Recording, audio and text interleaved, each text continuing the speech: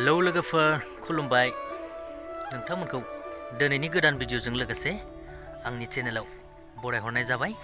स' लोगोफोर, दिनै नोंथांमोननि सेराव फार्स्ट टाइम मोखां दिन्थिनाय भिडिअ लाबोदों। स'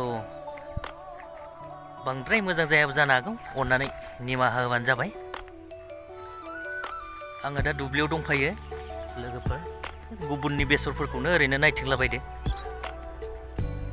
लोगोसेनो नोंथांमोननो मागो दमासिनि गाहाम हामलायनायबो जासिहरखानाय थाबाय।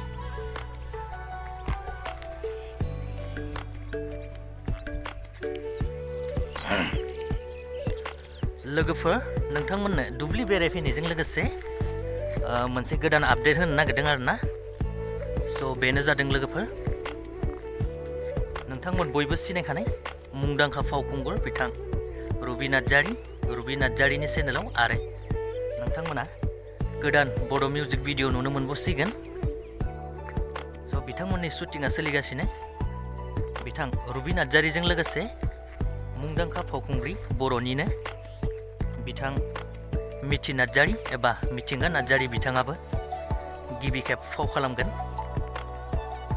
स' आसा खालामो बिथांमोननि बड' मिउजिक भिडिअखौ जों थाबैनो नुनो मोनगोन। नोंथांमोनाबो नायनो थाखाय नेनानै थाखाबानो जाबाय।